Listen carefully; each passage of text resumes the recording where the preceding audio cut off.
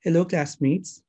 Today we're going to be discussing Unit 6, which is Communication Aids and Strategies Using Tools of Technology.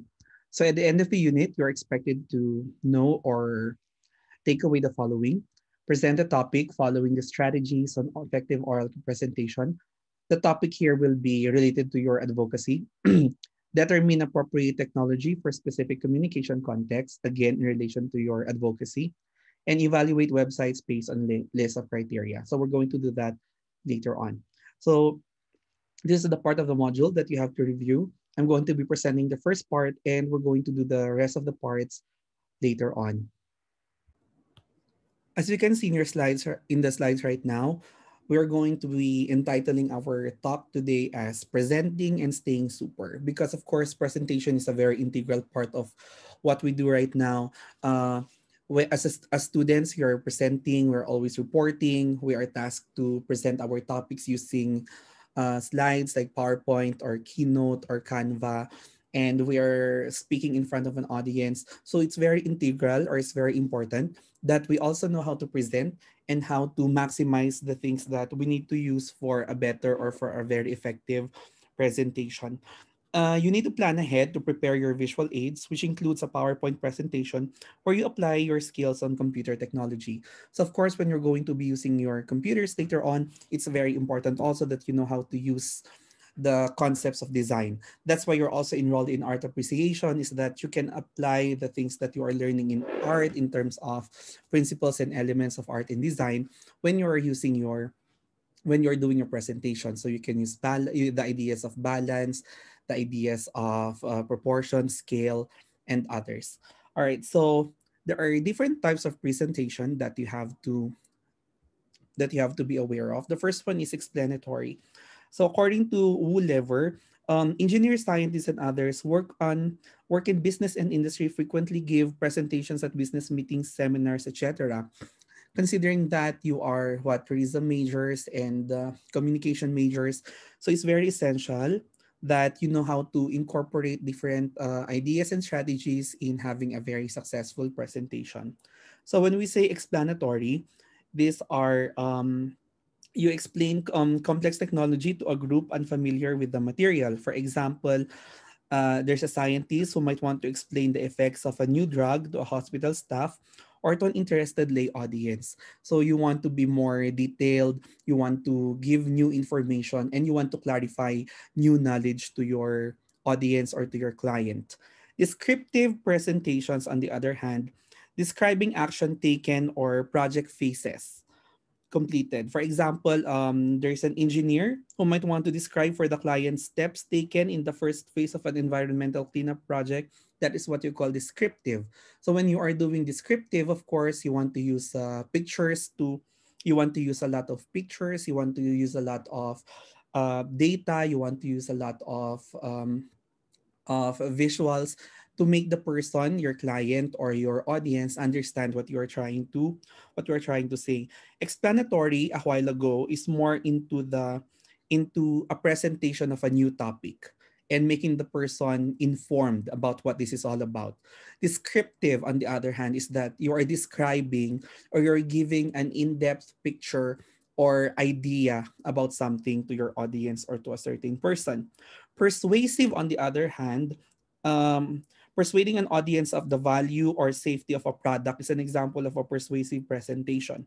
For example, you are a marketing manager and you want to convince your potential customers to try your tour, right? So, as a tour guide in the future, maybe, or as a marketing specialist, you want people to believe in your service, to buy whatever you are selling. So, you do this through persuasive presentations.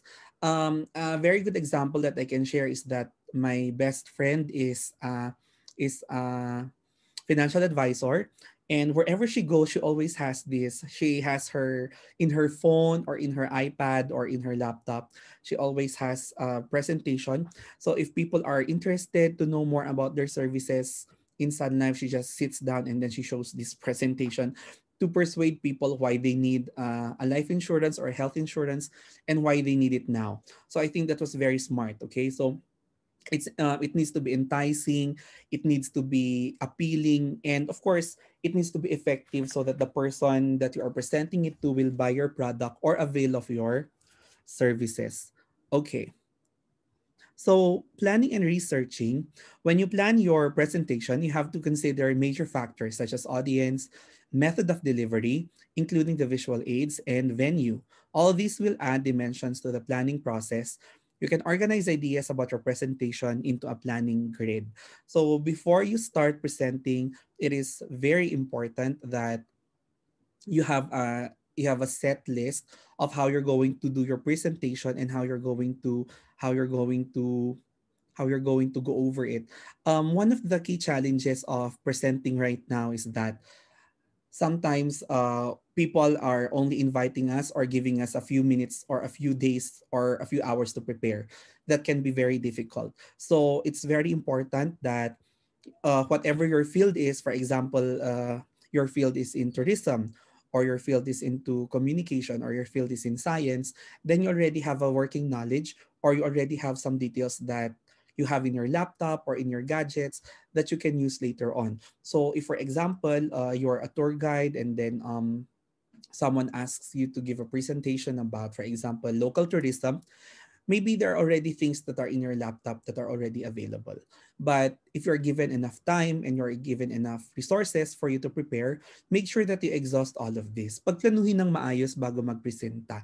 So when they will give you a project, you need to know how to present it, who are the audience, so that you know what kind of language you're going to use also.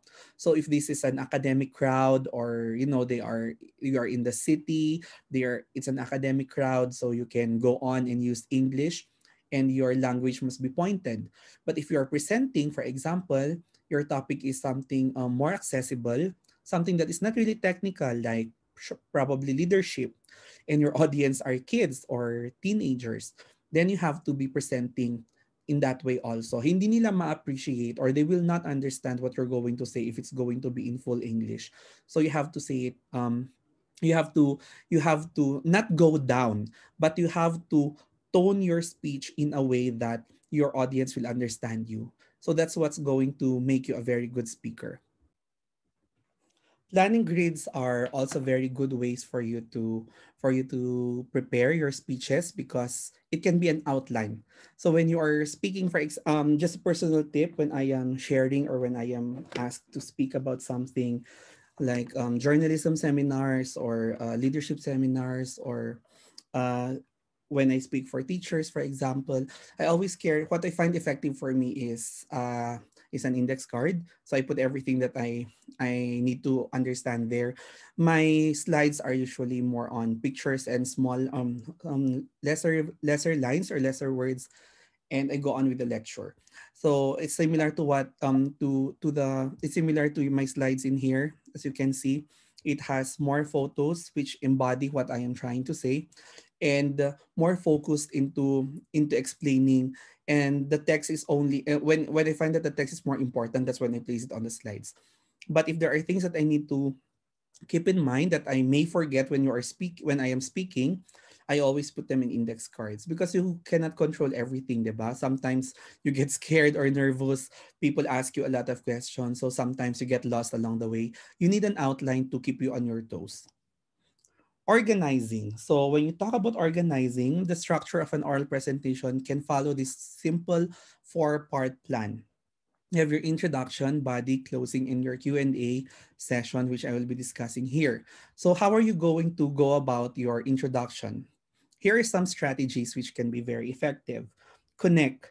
So the introduction is key to connecting with the audience and breaking the ice a bit. Remember that first impressions last. The way that you introduce yourself, or the way that you greet your audience, is a very, very important facet of how you're going to be presenting. People will have an idea who you are, what you are, and how your talk will go with the way that you connect with them. So ask yourself some questions like, why is your topic important to your listeners? Okay? How will it benefit them? What are your credentials to explain the topic to them? Alam mo ba yung sinasabi mo? How do your interests and theirs connect? Providing answers to these questions at the beginning of your talk will put the audience at ease and indicate to them that what you are saying is specifically relevant to them. Importante na na-establish mo kung bakit ka nandoon at kung ano yung makukuha nila sa talk mo. Okay? Second thing is setting the agenda. Setting the agenda is very important because you will explain to the audience at the very first part pa lang what you're going to talk about and how you plan to organize the discussion. Now, if you observe my discussions with you, even on a classroom setting, what do I always do before I start my videos or before I present to you? I always discuss with you my objectives, right? So if you go back to the start of this video, you will see that I discuss with you the objectives first. It's very important that your audience or the people you talk to will know what is the point of having this video or having this discussion. Ipakita mo sa kanila kung ano yung mga dapat nilang matutunan. So sinabi ko kanina, for example, 'di ba, at the start of this unit, ano yung mga kailangan yung pag-aralan, pag-preparan, present a topic using effective oral presentation, determine kayo ng appropriate technology, and you're going to be evaluating websites later on. So those are key, no? Those are very important things that you have to take from this unit. And at the very start pa lang, in-establish ko na. So when you will be making your slides later on or when you will be presenting, you need to have an objectives slide. And in that slide, you're going to be discussing what are the things that you want to achieve or what are the things that you want your audience to learn from you. Make eye contact. I think this is already something that you well know or you are well aware of. Since you were younger, you were told to make eye contact. Where is the best place for you to make eye contact that it doesn't, doesn't feel awkward? You look at as you can see in my slides right now, you look at the center of the eyes, just above the nose. That's where you make good eye contact. All right. So how about presentation? All right. So presenting the body already. This is where you discuss the key parts of your talk or of whatever your topic is all about. So you have to emphasize structure. Okay. When you emphasize structure, you want your listeners to be oriented to the organization of your material by using your cues. So ito yung first, or actually there are some speakers that I admire. They will already tell you how long the speech is going to be or how long the talk will be all about. Yesterday I had a presentation. I was a speaker just sharing my personal experience to teachers in Sagada for feature writing. So when I was speaking with them, I learned this from a friend. So sometimes audience can be very anxious about kasi yung na-assign sa akin before lunch. So sometimes your audience will be thinking, sana hindi matagal because I have to eat lunch or I want to enjoy my 1 hour break. So because my time slot was before lunch, I made it a point to tell them, okay, the hour given to me is this, and I only have 60 minutes for speaking, and I'm going to use 55 minutes of that to discuss with you, give you a sample, and the last 5 minutes will be for our Q&A. You can do that. You can emphasize your structure with them so that they will feel relaxed. They know that you are also timing yourself. And then true to form, meron din akong timer. So I have a timer beside me, and I have to time myself. Like if I am speaking, I already have a mental note that okay, at this point dapat nasa slide 8 na ako, parang ganon. So you can emphasize your structure with them. So you can tell them that okay, this is the first part, or you can tell them okay guys, a few more slides before I get to my sample, or this is the last slide, I will just talk about ganon.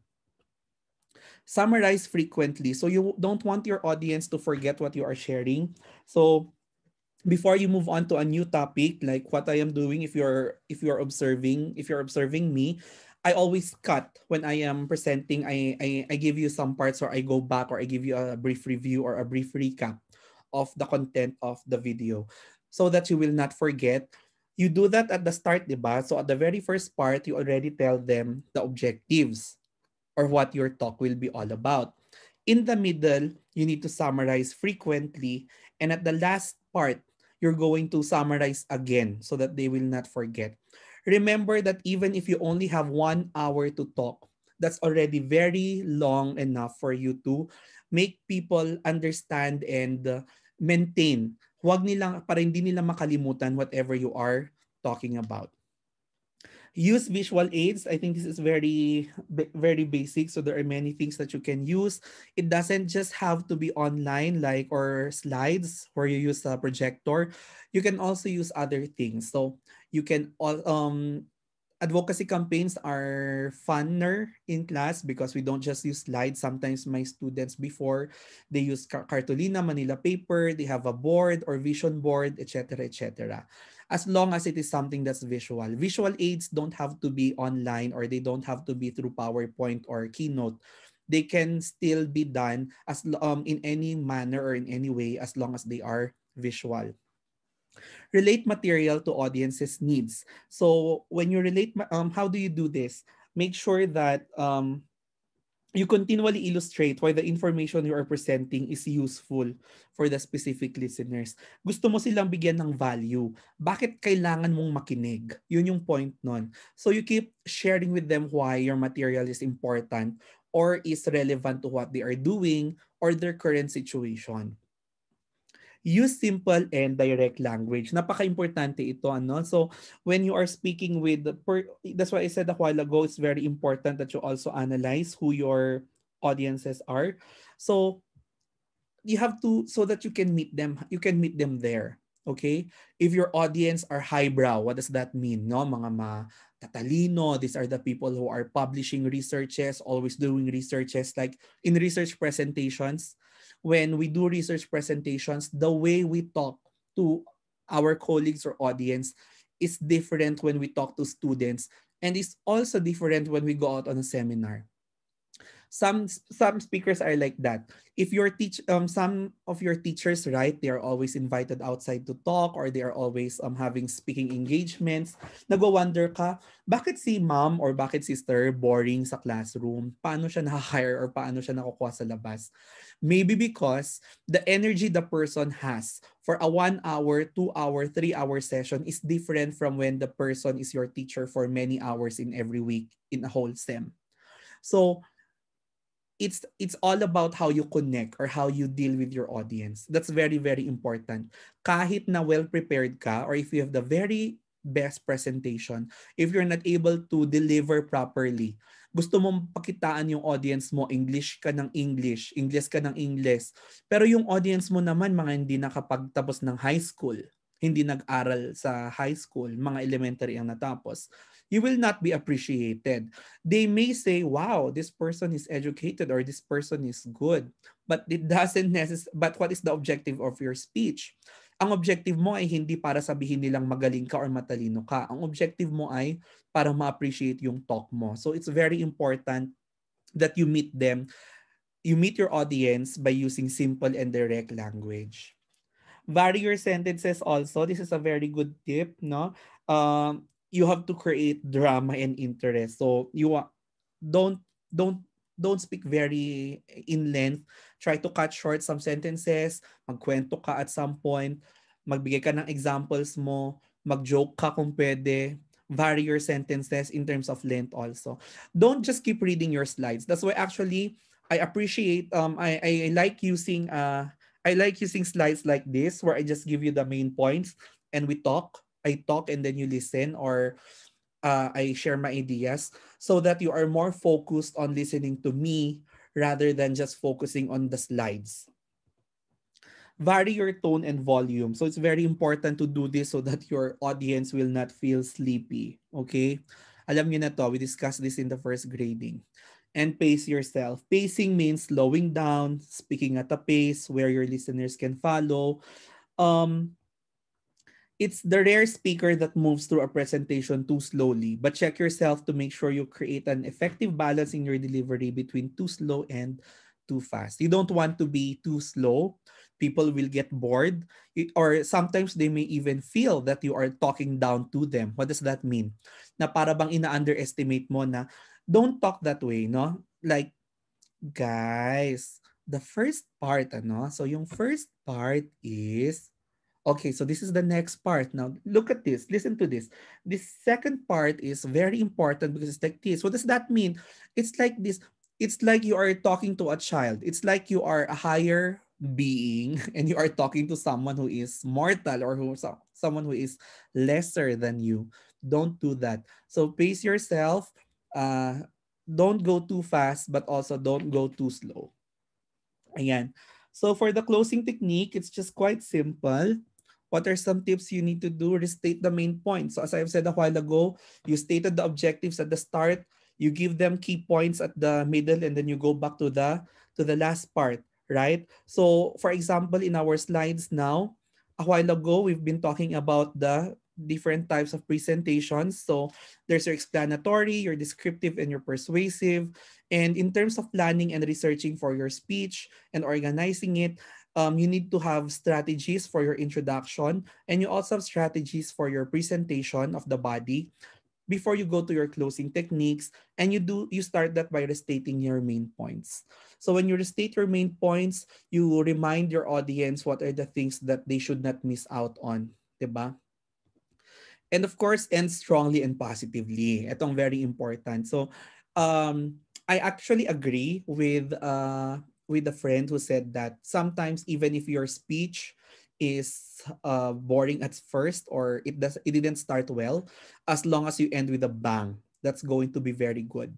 And I agree with that because sometimes, for example, imagine try to reflect even in classes. Ako kasi when I was a student, totoo ito, there are some teachers who are really good at the start. But because I got used to them, nasanay na ako sa kagalingan nila or sanay na akong mabait sila or sanay na akong matalino sila.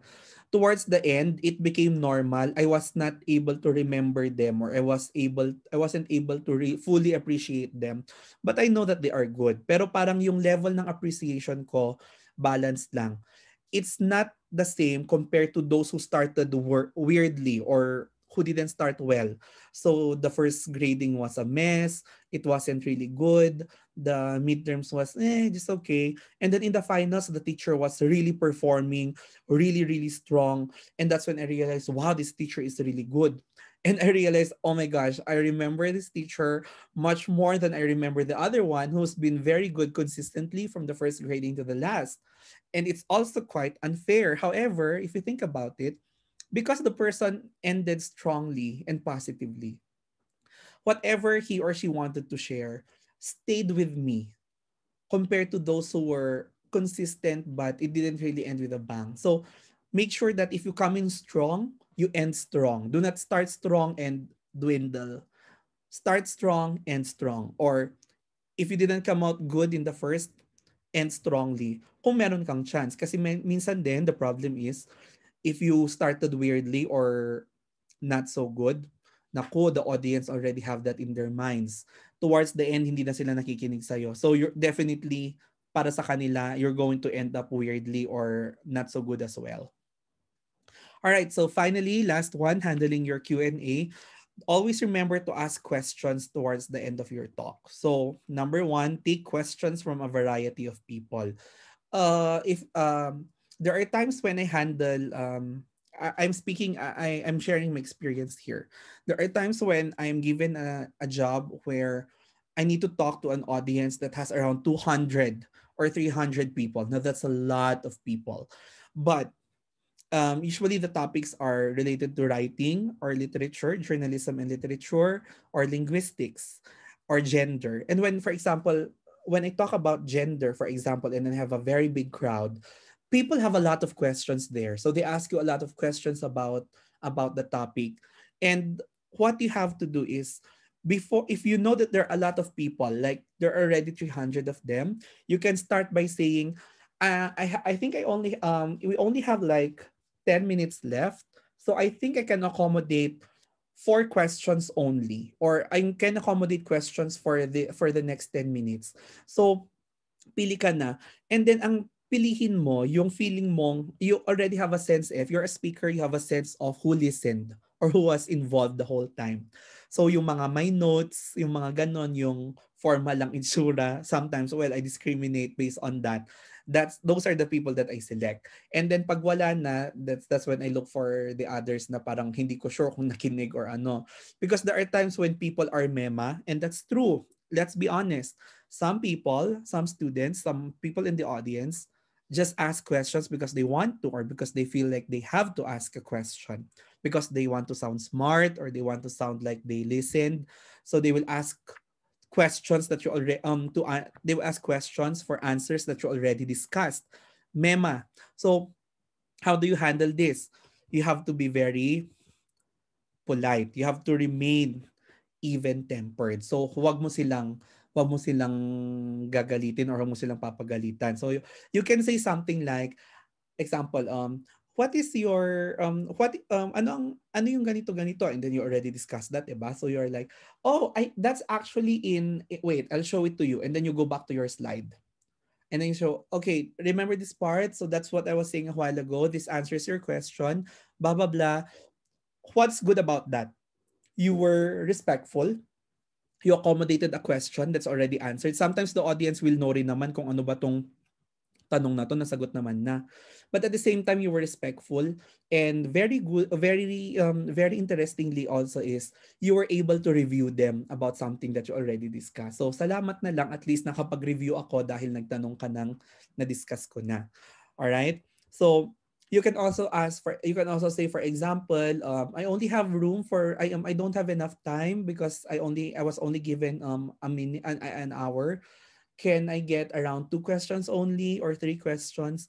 Or kung may marami pang questions, you can say, I think isa na lang. So pag naka-accommodate ka ng 4, tas naka 10 minutes na, pero nakita mong ang dami pa ring tao, do not say, I only had 10 minutes but I have a lot of questions, so next time na lang. You can say, okay, one more. I think we have room for just one more, and then answer the question, and that's when you can leave your details already. So you can tell them, oh, eto yung I don't have it here. I have my details here. Let me see if I have some if I had my presentation for yesterday. Oh, this was my presentation yesterday in my speaking engagement. So after you present your slides, you give them also your details. So okay, you can find me on Facebook. My name is Ivan Jim Layugan, but my Facebook account is Ian Layugan. That's my nickname since I was a child. And then these are my email addresses: islayugan@up.edu.ph, ivanlayugan@e.ubagi.edu. And you can find me on Instagram, Twitter, or Facebook using my handle, which is IJ Layugan. So you are giving them a chance to keep in touch and to ask you some questions if they have. So you're being open to them, 'di ba? Which is the important part, that you are willing and you are open to share your knowledge with them. Okay? So going back, ayan. So be even tempered, and finally end the question period appropriately. So after that, you can say yun nga. If you have more questions, or if you want to keep in touch, or if you want to share more, here is my Facebook account, or here are my details, and then we can talk about we can talk there, parang ganon. Okay? Finally, so those are the things you need to remember: your presentation as modes of communication, tips for your intro, for the body, and for your closing, and finally, for types of visual aids, there are only two. So the first one is text visuals. So there's nothing wrong about using any. So text visuals are visuals where they are mainly text. Okay, many presentations are usually text visuals. Why is that important? You want them to read, and you want them to maintain, or para di nila makalimutan, to remember what you are teaching them. That's the point of text visuals. Graphic visuals, on the other hand, you can the same way you can use graphics in a written document. However, graphic visuals will be more about um will be more into the will be more into a visual mode. You want them to, ang maganda kasi sa text visuals, you want them to maintain. They will remember what you are saying because they will read and they will understand. The thing about graphic visuals, on the other hand, is that you're more into the evidences. So you have graphs, you have pictures, you have diagrams, you have tables, flow charts, and then make sure that, these graphics that you are using are simplified versions of those that appear in the written word. So parang tayo, what did we do, 'di ba? I am into graphic visuals. Why did I use graphic visuals for your class? Did you observe that? Because you already have a module. Ginagamit mo naman na yung module mo. Pina-assignment ko na yan. I'm asking you to read that. So when I'm presenting, I just need to give you some visuals so that I can give more ideas or insights into what you read. However, like yesterday when I was presenting to a group in a webinar, I have to I have to change my presentation. It can be textual, parang ganito, 'di ba? So that they can read. Mababasa nila yung gusto kong sabihin because it's our first time to meet. I did not give them a reading assignment, okay? So that they will have an idea, they will remember what I am sharing with them. So that's the idea about the visuals. You will be designing your visuals later on based on your advocacies. You can see on page 82. Please go to page 82 of your module, the one that I sent you. Guidelines for preparing PowerPoint presentations. There are tips by Worthington and Jefferson that you can find there. I'll be preparing another video for web-based presentations.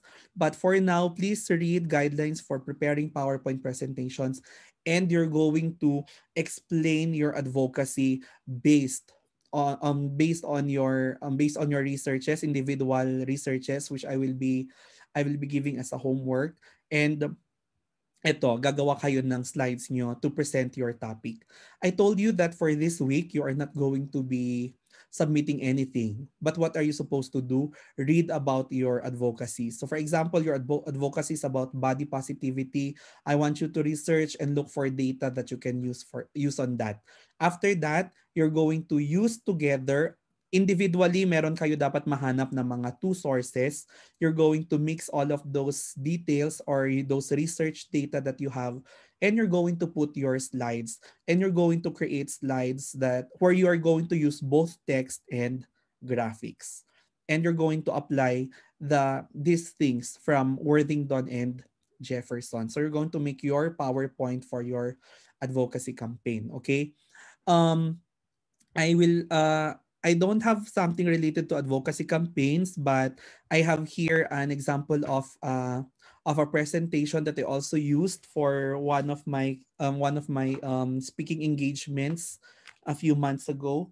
I taught them how to make slides I taught them how to make slides that are cool, that are unique, and this is an example. So I'm just going to show I'm going to show you so that you have an idea how to design kahit na text lang. So ang personal style ko, I usually use images, or if I use text, I just remain with text. But I make it fun. So if you look at this, why is it wait lang, bakit ayan, let's slideshow, pero dapat wala siyang ano. So it's about preposition. See, so this is just text, but the way that the slides are presenting when you are teaching preposition to a younger audience, cool siyang tignan, 'di ba? Hindi siya boring, even if it's just purely text. And then you can record for that, right? See? So ask them to answer the questions, then do that. Okay. So that's just an example of a slide that you can use. All right? So that being said, I hope that you took note of your homework. So individually, you're going to be doing your own paghatian ninyo as a group. So for example, your group has 5 members in it. You talked with each other. how are we going to divide the research? Maybe someone will go for the background, or two of them will go for the background, including the definition. The other one will go over data or statistics related to two pala, kailangan ng dalawa kasi marami yon. Two will research for statistics or current data about that to support why we need to talk about this kind of issue and why we need to raise an advocacy. And someone can focus on work someone can focus on researching about what we need to do, for example, or solutions. And then you're going to design your slides later using PowerPoint or Keynote, applying the things that I taught you in this your PowerPoint presentation. All right, so that's it. Have a good day, and I'll see you guys in our next video. Take care.